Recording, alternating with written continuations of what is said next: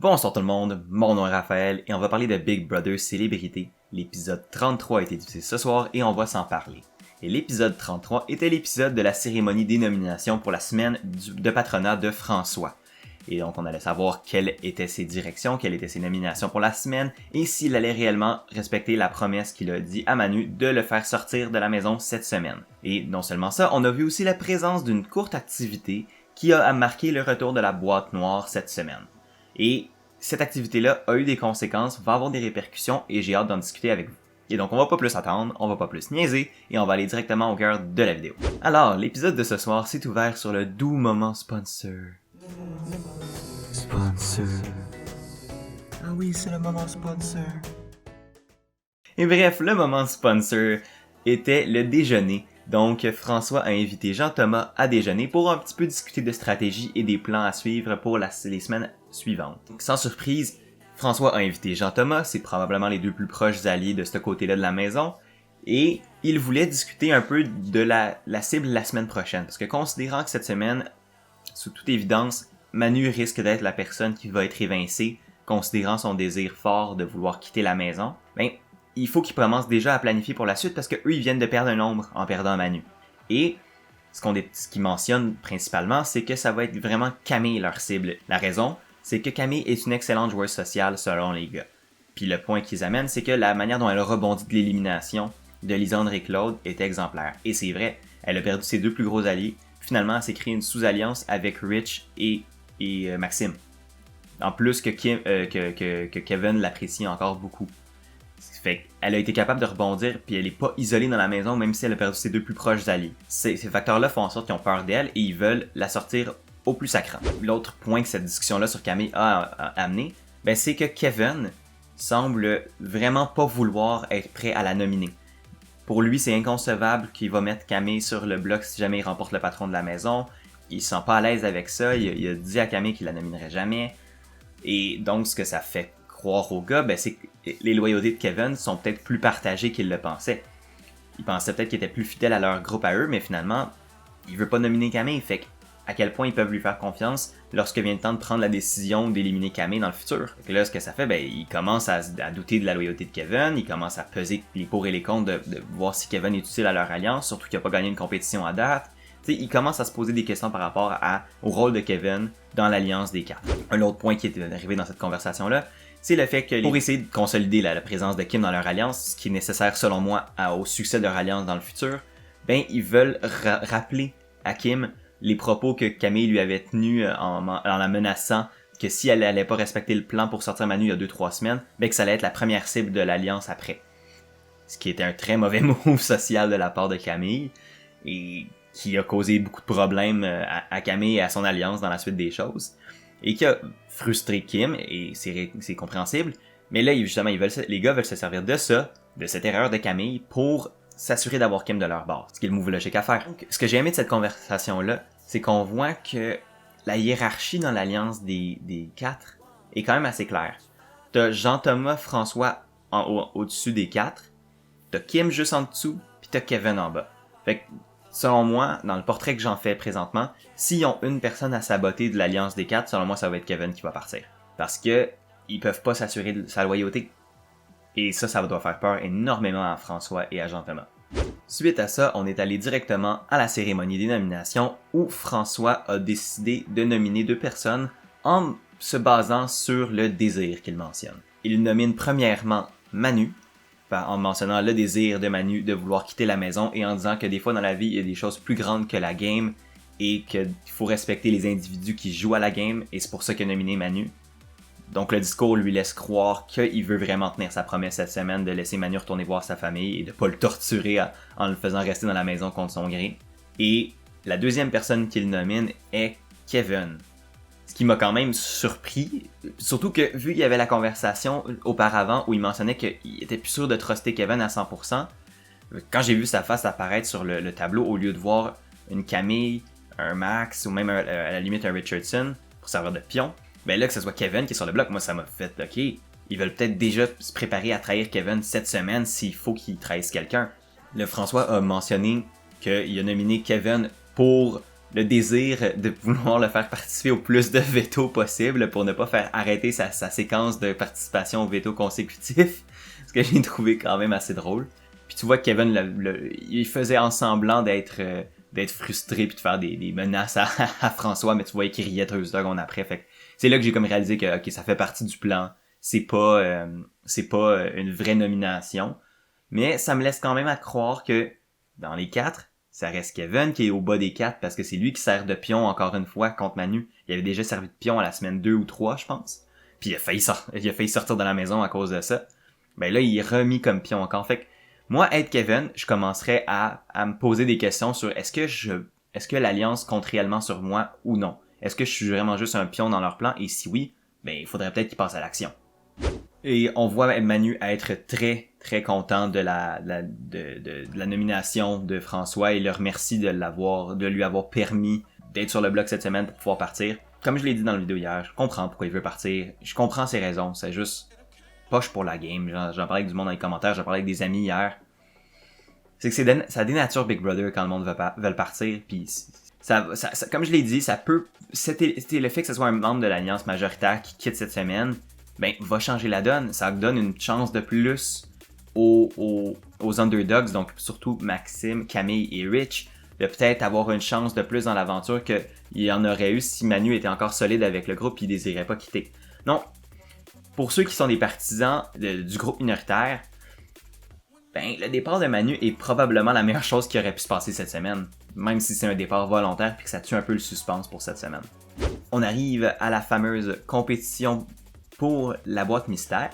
Et la boîte mystère, cette semaine, qu'est-ce qu'elle implique? Elle va faire son apparition plusieurs fois cette semaine dans la maison et va permettre aux candidats qui vont pouvoir participer à la compétition du patron de la maison de la semaine prochaine de pouvoir remporter des outils pour les aider lors de la compétition. Parce que moi, ce qui m'a surpris, c'est que quand ils ont dit plusieurs fois, là, j'ai commencé à faire « Oh non, pas plus 3000 avantages, ça va comme se ruiner la game, ça va être tout bizarre. » Ou au contraire, ça aurait pu être, ça va dynamiser la game, ça va faire foirer les plans de tout le monde, puis ça pourrait être le fun aussi, mais il y a une partie de moi qui a tout le temps un peu peur des avantages, parce que ça peut vraiment ruiner des games, mais quand j'ai vu que c'était juste pour la compétition du patron la semaine prochaine, ça a fait un peu moins, ça m'a un peu moins froissé. Et pour remporter le premier avantage cette semaine, la compétition était de deviner à qui appartenait le bébé montré à l'écran. Et donc, il allait y avoir plusieurs bébés hideux qui allaient être présentés sur l'écran du salon.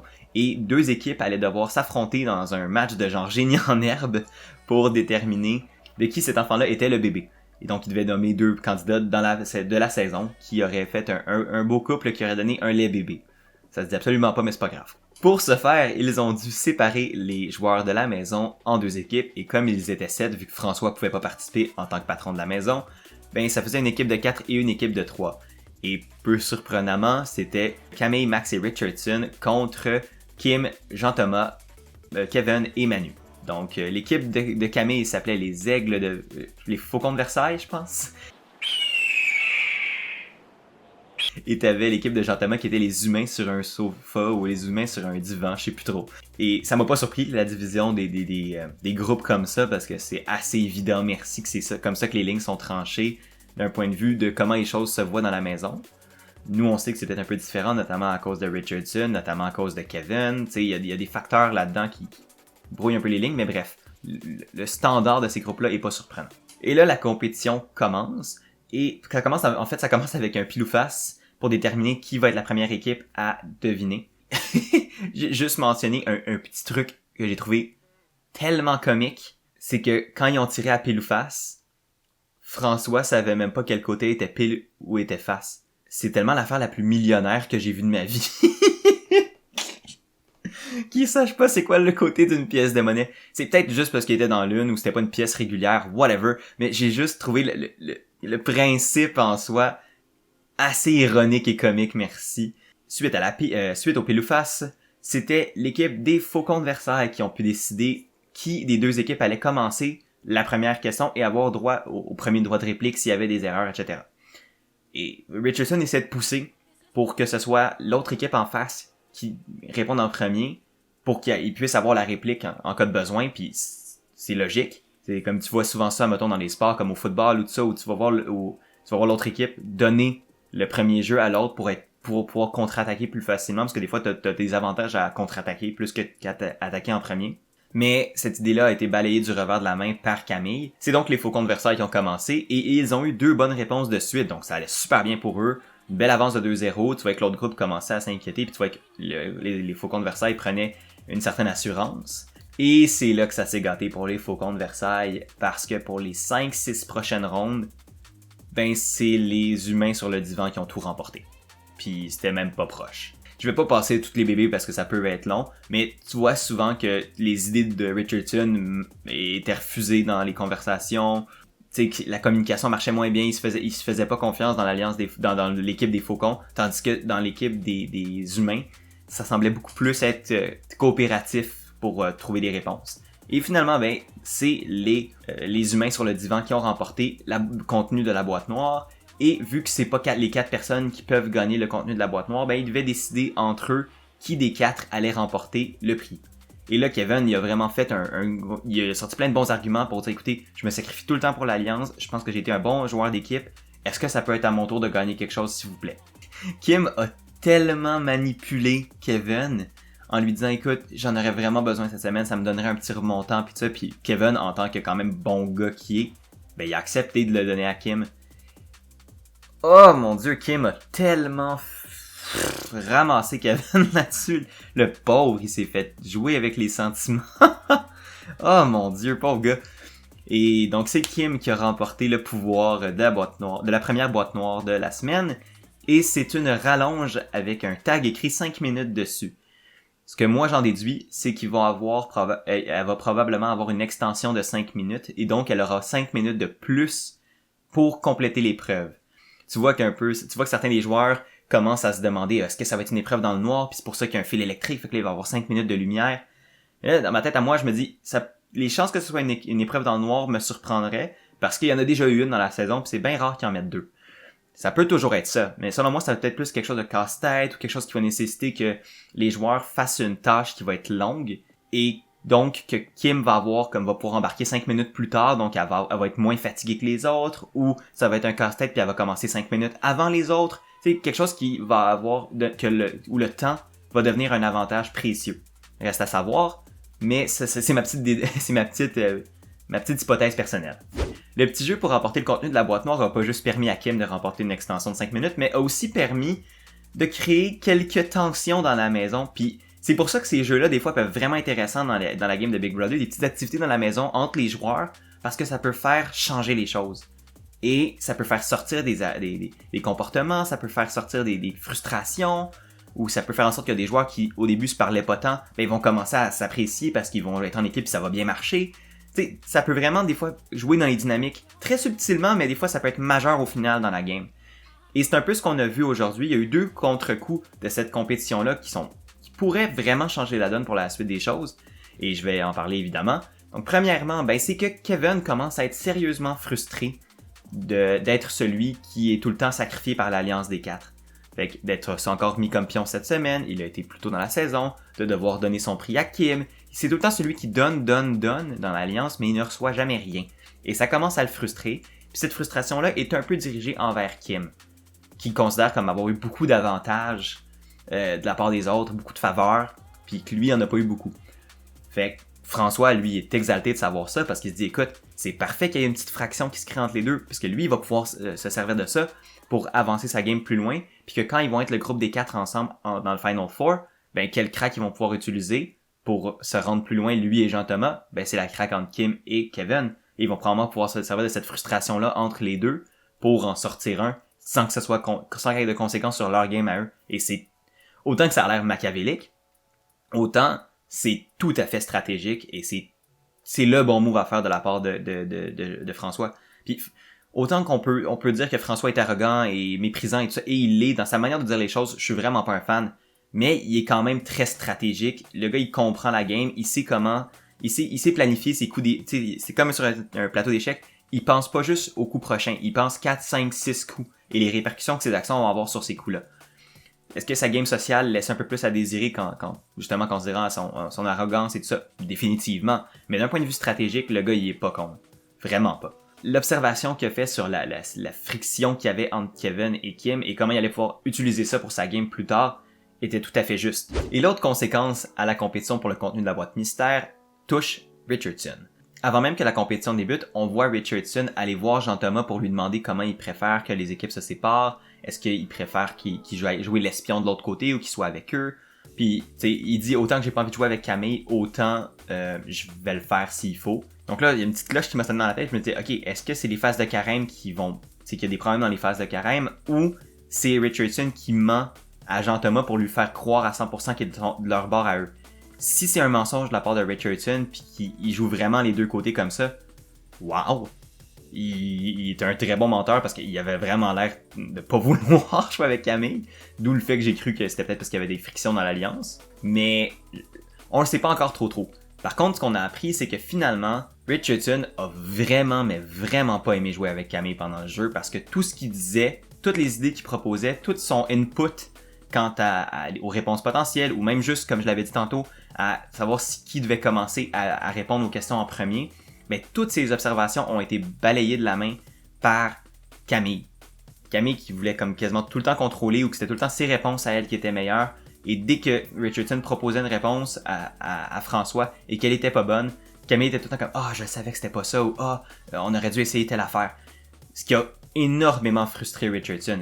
Et on s'entend qu'on parle de Richardson, la personne la plus douce et zen de la maison depuis le début de la saison. Faut le faire. Et c'est quand je mentionnais plus tôt, je pense, les faux pas sociaux de Camille, ça c'est l'autre. Le fait que Camille soit très contrôlante par moments, soit très émotionnelle dans les choses qu'elle dit des fois, ben ils vont lui nuire parce que, comme on l'a vu avec Kim, ben ça a ruiné sa relation avec Kim un peu, ou du moins sa relation stratégique avec Kim.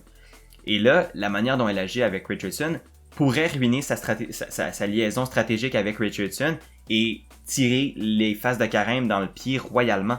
Puis justement, Richardson est en maudit, ou en tout cas, en maudit, c'est relatif considérant qu'on parle de Richardson, il a probablement juste fait comme « puis il était plus fâché.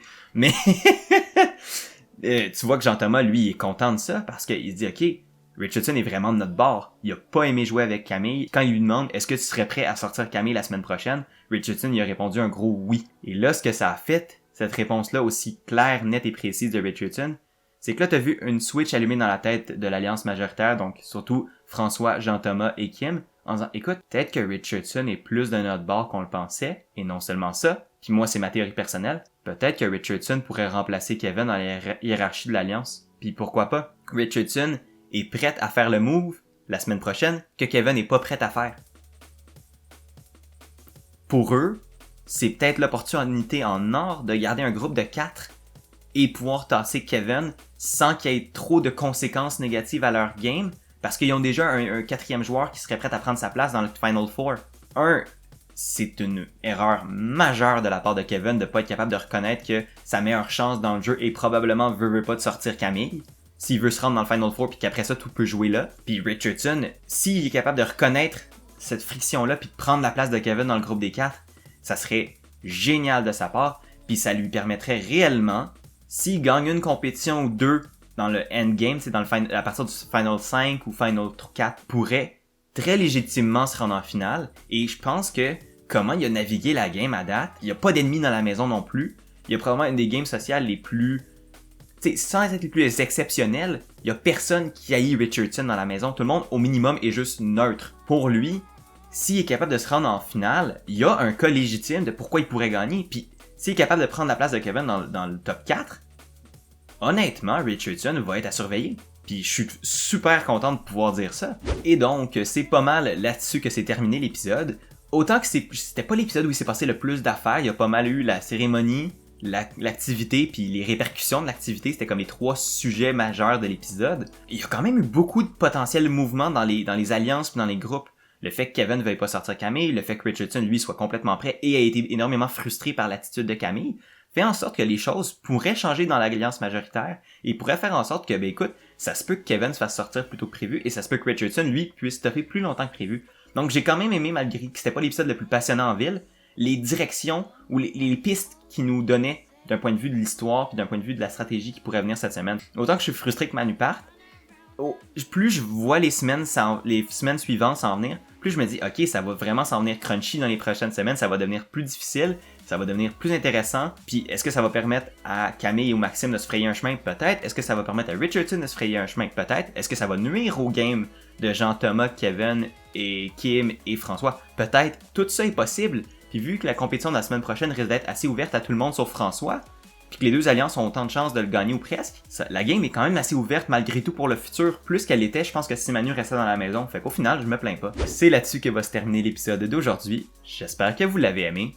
Si vous l'avez aimé, n'hésitez pas à aimer, partager, commenter, c'est vraiment apprécié.